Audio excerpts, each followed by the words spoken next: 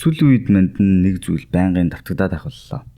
Тэр нь юу вэ гэхээр шинээр гарч байгаа альбом, цомгийг цаг алдалгүй бүгдийг сонсоод байгаа хэрнээ 2-7 хоногийн дараа дахиж хизээ сонсохгүй байгаа юм.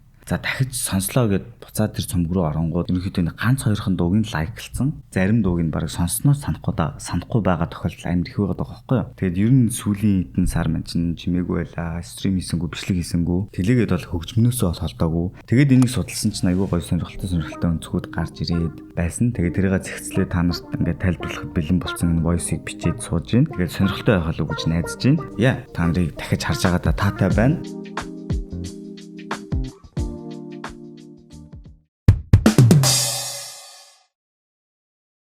Novelty effect гэж байгаа. Юу гэхэд энэ вэ гэхээр тарих хөгжмийг анх сонсохдоо сайн муу гэж үнэлдэггүй. Ер нь бол шинэ хуучин гэдгээр нь л үнэлт юм байна. Тарих өөрөө шинэ мэдээлэл авах болгондоо допамин ялгаруулж яадаг. Тэр нь биднэрт энэ гоё дуу юм байна гэдэг анхны мэдрэмжийг өгдөг. Тэгээд хит удаа тэр дууг сонсоод шинэ байдал нь алдагдаад тэр дуу нь бас нэг чанартай дуу биш бол тарих нь дахиж допамин reward өгөө болоод тэгээд сонирхол буураад бид нар дахиж тэр дууг сонсохгүй байх шалтгаануудын нэг. За хоёр дахь нь бол бүр техникл талаасаа production хэтэрхий стандарт болсон гэдэг асуудал. Энэ бол амар practical. Өмнө нь бол гоё дууралттай байх нь давуу тал байсан бол одоо minimum requirement болсон.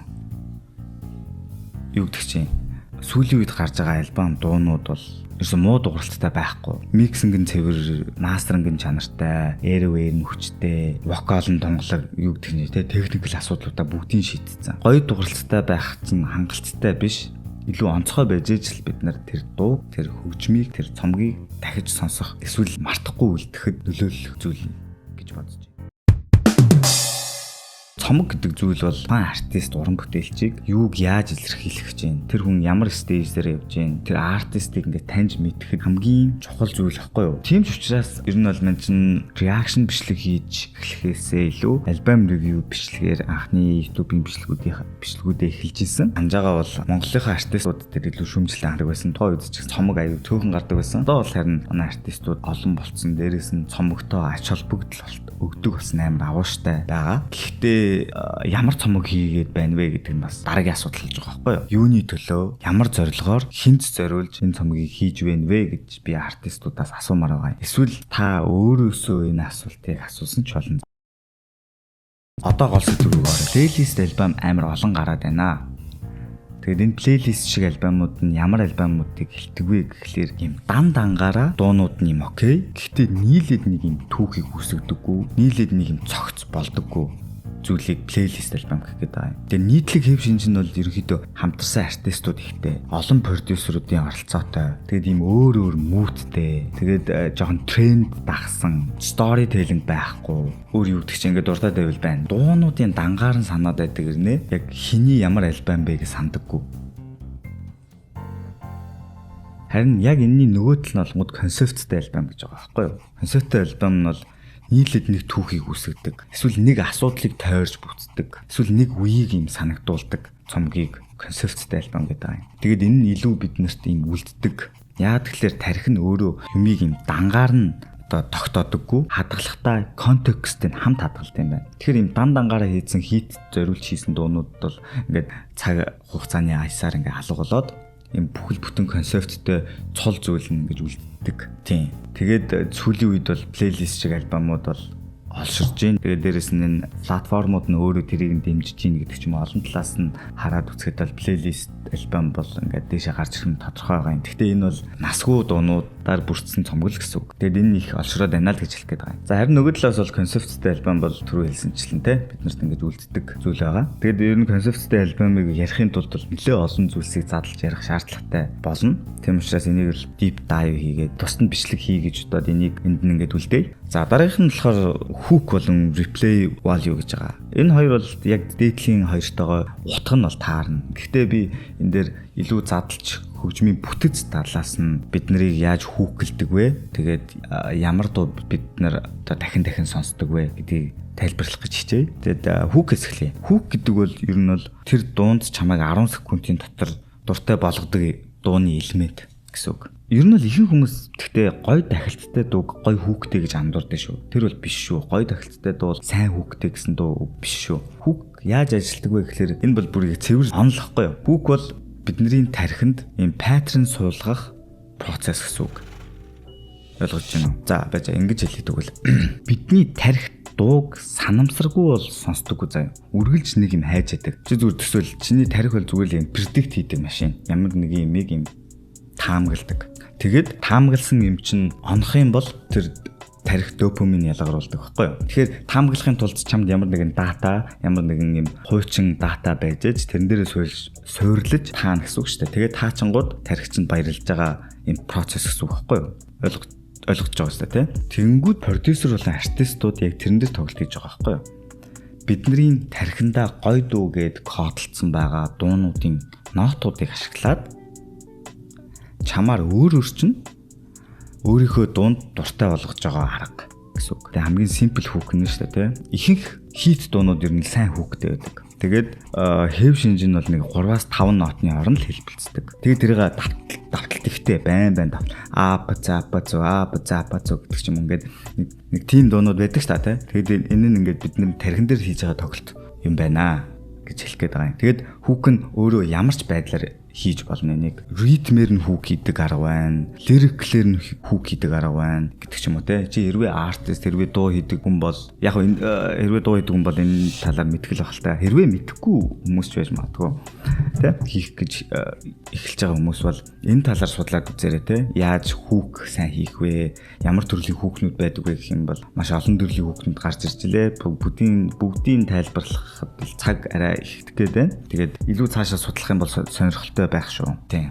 За, хоёр дахь нь болохоор replay value гэж байгаа. Энэ бол мэдээж одоо хэдэн ч удаа сонсоход өвддөггүй цаг хугацаа өнгөрөх тусам одоо илүү гоё таалагддаг дуунууд энэ төрөлд багтж байгаа. Тэгээд ерөнхийдөө ийм дууны тодорхойлт нь ямар байдаг вэ гэхээр ийм layered production-тай байдаг. Амар ийм баялаг background synth нь гоё вокалтай, гоё ad-libтэй, ийм harmony тийм байт юм байна. За тэгээд ийм хит энгийн биш. Тэгээд хит төвөгтэй биш. Жохон ийм tricky байх юм бол тарих учрыг олох гээд ингээд дахин сонсоод байна гэсэн үг байхгүй юу? Ингээд жоохон төвөгтэй. Тэгээ гоё кино дахиж үзэх болгонд өөр мэдрэмж өгнө гэдэгтэй адилхан шиг. Дараагийнх нь хэв шинж нь болохоор emotional connection үүсгэдэг. Энэ нь бол одоо юу гэдэг чинь түрүүний цомогтой адилхан нэг үеийг, нэг хүнийг, нэг мэдрэмжийг санагдуулдаг. Тэгээд нэг юм дурсамж болоод үлдчихдэг. Тэр дууг дахин сонсоход тэр дурсамж руу буцаж яадаг. Тэгэхээр мэддэгтэй emotional connection үүсгэхийн тулд маш сайн storytelling, маш сайн wordplay эсвэл маш өндөр мэдрэмж хэрэгтэй л дээ. Яг товчхондоо хэлэхэд хүүк чамайг дуунд оруулдаг бол reply value-тай дуу бол чамайг дуунд үлдээлд юм байна. Сайн хүүктэй дуу хит болдог. Reply value-тай дуунууд бол биднэрт дурсамж болдог. Тэгээд энэ хоёрыг хамттан сайн хийсэн дууг бид нар классик гэж нэрлэдэг. Артистууд эрсдэл гаргахаас айдаг болсон гэсэн үг. Ер нь бол алдаа гаргахгүй байхыг хичээдэг болсон нь ер нь бол муу биш шүү дээ, тий? Муу биш. Гэхдээ ямар ч сонирхолтой бол биш. Тэгээ ямар ч эрсдэлгүй болохоор амархан мартагддаг. Тэгээд артистууд яагаад ийм болоод байна вэ гэвэл одоо ихэнх нь алгоритмд зориулж дуугаа хийгээд байна гэсэн үг л дээ. Тэгээд энэ алгоритм чинь өөрөө одоо юу гэдэг нь шууд платформуудтай хамаатай. Энэ Spotify, Apple Music, чартууд, YouTube гэдэг зүйлс чинь одоо артистийн статусыг тодорхойлох хамгийн хүчтэй зүйл болчихж байгаа шүү дээ, тий. Тэгэхээр тэн дээрээ амжилттай байх нь аягүй чухал байгаа байхгүй артистууд. Тэгэхээр хүсэн үсээгүй алгоритмдаа зориулж дуу хийж байгаа юм. Тэгээд дээрэс нь энэ чинь бас одоо орлогынх нь нэлээд том хэсэг. Тийм учраас зориуд ингээ алгоритм зориулаад юм хийгээд байгаа юм. Тэгэд энэ алгоритм платформуд нь гэхдээ дууг харамсалтай сайн муугаар нь үнэлдэггүй. Шууд зүгээр л skip rate-ээр нь үнэлдэг. Яагаад гэвэл энэ технологи тий. Эхний 5-аас 15 секундээс хойш чиний дууг сонсож гинэ үү гэдгээр нь л үнэлж байгаа байхгүй юу. Эхний 15 секундыг сонсож ивэл алгоритм нь дэмжээл шууд дараагийн үнэлгээ suggest хийгээл recommend хийгээл ингээл тэр дуу чинь ингээл олон хүнд хүрээл яваад байна. Эндээс нь болоод артистууд, продюсерууд ийм удаан интротой дууны structure хэвтсэн зоригтой юм хөдөлгөөн, экспериментал юмнуудыг туршихаас татгалздаг болсон. Тэгээд ер нь сүүлийн үеийн дуунууд их адилхан сонсогдоод байгаа шалтгаануудын нэг бол энэ яалтчгүй мөн заяа. Дээрэс нь бол бас фэнүүдийн прешэр гэдэг бас нэг өнцөг байгаа. Энэ дотор нь би ингээд шингээч гэж бодсон юм. Одоо артистын шингээч гэж бодсон юм. Тэгээ ер нь бол сэтгэл зүй талаасаа бол сонсогч нар бол одоо хэн нэгэн артист SoundCloud-аас ингээд ямар нэгэн аялгуугаар ямар нэгэн сторигоор нэгэн blow up-ыг од болоход тэрний дагаж байгаа фэн бейс нь яг үндэ шин зүйлийг хүсдэггүй, танил мэдрэмжэл хүсдэг юм байна. Яг үндэ хүний тарих яг тэгжил ажилт юм байна. Тэгээд юу гэдэг чинь тэр артист нь өөр стейж дээр очиод blow up хийчихэд өөр юм турших гингүүд нөгөө фэнүүд нь хуучин юм хүсээд байдаг. Өө нэг тэгдэж штэ те. Өө шал өөр болсон бэлээ. Өмнөхөөс шал өөр болсон бэлээ. Шал өөр гэсэн бэлээ. Жанраа солилцсон бэлээ. Өмнө гоё байсан гэдэг ярианд амар их байдаг. Тэгэд эндээс артистууд нь айдаг болсон. Одоо энэ бас нэг сэтгэл зүйн асуудал байгаа байхгүй юу? Ингээд юу гэх юм. Чи шин зүйл туршаад 100 фэн нэмэхээс илүү байгаа 200 фэнэ алтгаах айц байгаа байхгүй юу? Тэгээд артистууд илүү сейф ингээд байгаа фэнүүдээ ингээд фидлээл тэгэл ингээд тэр фэнүүд нь ч гэсэн нөгөө артиста фидлээл ингээд байж идэг юм сайкл үсээд байгаа байхгүй юу? Яг энэнийг ингээд харангууд энэ лалрын парадокс үүсэж байгаа заяа.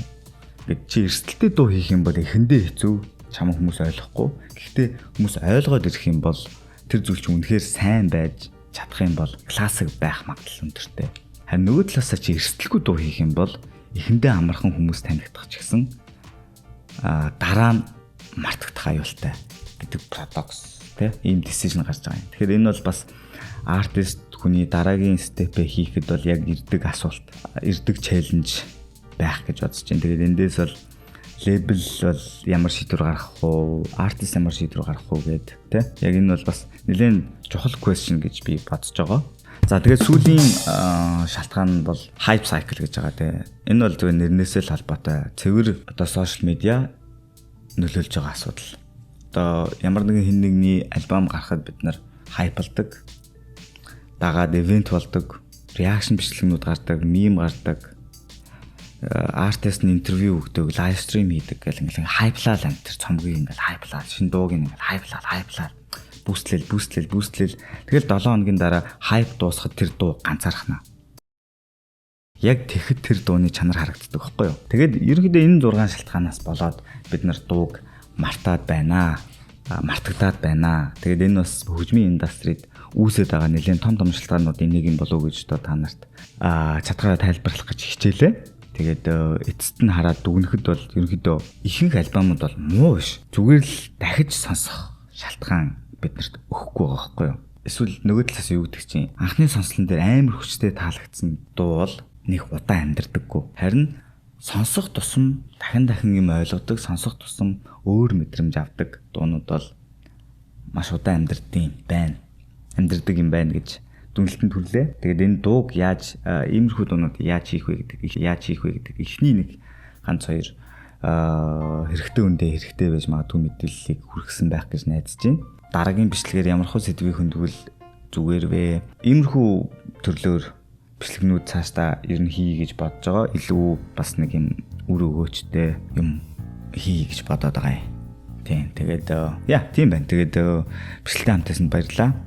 Та нарыг дахиад харахад үнэхээр таатай байна. Лайк, subscribe хийхээ мартваа. Тэгээд энэ хэн нэгэнд хэрэгтэй гэж бодож ивэл энэ бичлэгийг шеэрлээрэй. Удахгүй уулзъя. Тэгээд доор сан сэтгэлүүдээ үлдээцгээгээрэй. See you guys.